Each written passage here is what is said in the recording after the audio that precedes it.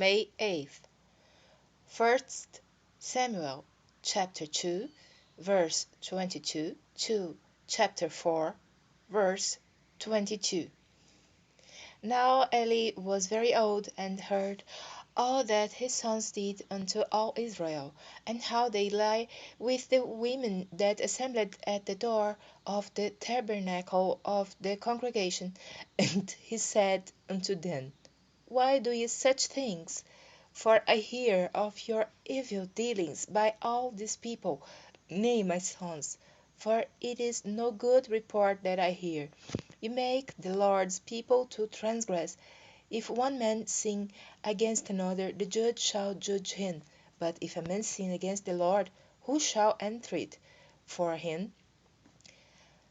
Notwithstanding, they hearkened not unto the voice of their father, because the Lord would slay them. And the child Samuel grew on, and was in favor both with the Lord and also with men. And there came a man of God unto Eli, and said unto him, Thus saith the Lord, Did I plainly appear unto the house of thy father, when they were in Egypt in Pharaoh's house? And did I choose him out of all the tribes of Israel to be my priest, to offer upon mine altar, to burn incense, to wear an ephod before me? And did I give unto the house of thy father all the offerings made by fire of the children of Israel? Wherefore kick ye at my sacrifice and at mine offering, which I have commanded in my habitation, and honorest thy sons above me, to make yourselves fat with the chiefest of all the offerings of Israel my people? Wherefore the Lord God of Israel saith, I said indeed, that thy house and the house of thy father should walk before me forever. But now the Lord saith, Be it far from me. For them that honor me I will honor, and they that despise me shall be lightly esteemed. Behold, the days come that I will cut off thine arm, and the arm of thy father's house, that there shall not be an old man in thine house. And thou shalt see an enemy in my habitation in all the wealth which God shall give Israel, and there shall not be an old man in thine house forever. And the men of thine whom I shall not cut off from mine altar shall be to consume thine eyes, and to grieve thine heart. And all the increase of thine houses shall die in the flower of their age. And this shall be a sign unto thee that shall come upon thy two sons on Hophni and Phinehas. In one day they shall die both of them. And I will raise me up a faithful priest, that shall do according to that which is in mine heart and in my mind. And I will build him a sure house, and he shall walk before mine anointed forever. And it shall come to pass that every one that is left in thine house shall come and crouch to him for a piece of silver and a morsel of bread, and shall say, Put me, I pray thee, into one of the priest's offices, that I may eat a piece of bread. And the child Samuel ministered unto the Lord before Eli. And the word of the Lord was precious in those days. There was no open vision. And it came to pass at the time when Eli was laid down in his place, and his eyes began to wax dim, that he could not see, and where the lamp of God went out in the temple of the Lord, where the ark of God was, and Samuel was laid down to sleep, that the Lord called Samuel, and he answered, Here I am. And he ran unto Eli, and said, Here I am, for thou calledst me. And he said, I called not, lie down again. And he went and lay down, and the Lord called yet again, Samuel. And Samuel arose and went to Eli, and said, Here I am, for thou didst call me.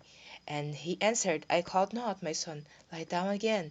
Now Samuel did not yet know the Lord, neither was the word of the Lord yet revealed unto him. And the Lord called Samuel again the third time. And he rose and went to Eli, and said, Here am I. for thou didst call me. And Eli perceived that the Lord had called the child. Therefore Eli said unto Samuel, Go, lie down, and it shall be, if he call thee, that thou shalt say, Speak, Lord, for thy servant heareth. So Samuel went and lay down in this place. And the Lord came and stood and called as at other times, Samuel, Samuel. Then Samuel answered, Speak, for thy servant heareth. And the Lord said to Samuel, Behold, I will do a thing in Israel, at which both the ears of every one that heareth it shall tingle. And that day I will perform against Eli all things which I have spoken concerning his house. When I begin, I will also make an end. For I have told him that I will judge his house forever for the iniquity which he knoweth, because his sons made themselves vile, and he restrained them not. And therefore I have sworn unto the house of Eli that the inquiry of Eli's house shall not be purged with sacrifice nor offering forever. And Samuel lay until the morning, and opened the doors of the house of the Lord. And Samuel feared to show Eli the vision. Then Eli called Samuel and said, Samuel, my son. And he answered, here am I. And he said, What is the thing that the Lord hath said unto thee? I pray thee, hide it not from me. God do so to thee, and more also, if you do hide anything from me of all the things that he said unto thee. And Samuel told him every whit, and hid nothing from him. And he said, It is the Lord, let him do what seemeth him good. And Samuel grew, and the Lord was with him, and did let none of his words fall to the ground. And all Israel from then ever to Beersheba knew that Samuel was established to be a prophet of the Lord. And the Lord appeared again in Shiloh, for the Lord revealed himself to Samuel in Shiloh by the word of the Lord. And the word of Samuel came to all Israel. Now Israel went out against the Philistines to battle, and pitched beside Ebenezer, and the Philistines pitched in Aphek. And the Philistines put themselves in array against Israel, and when they joined battle, Israel was smitten before the Philistines, and they slew of the army in the field about 4,000 men. And when the people were come into the camp, the elders of Israel said, Wherefore hath the Lord smitten us today before the Philistines? Let us fetch the ark of the covenant of the Lord out of Shiloh unto us, that when it cometh among us, it may save us out of the hand of our enemies. So the people sent to Shiloh that they might bring from thence the ark of the covenant of the Lord of hosts, which dwelleth between the cherubim. And the two sons of Eli, Hophni and Phinehas, were there with the ark of the covenant of God. And when the ark of the covenant of the Lord came into the camp, all Israel shouted with a great shout, so that the earth rang again. And when the Philistines heard the noise of the shout, they said, What meaneth the noise of this great shout in the camp of the Hebrews? And they understood that the ark of the Lord was come into the camp.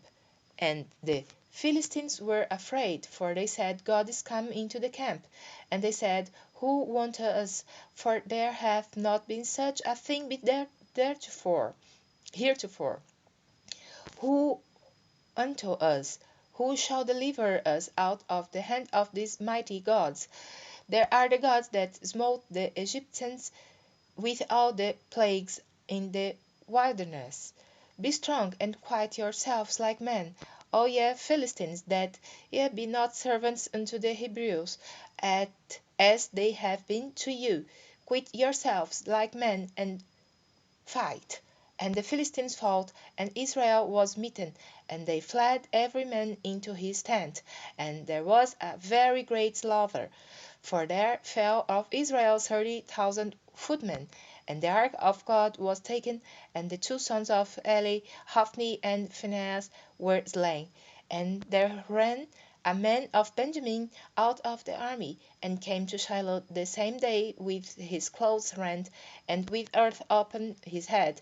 And when he came, lo, Eli sat upon a seat by the wayside watching, for his heart trembled for the ark of God.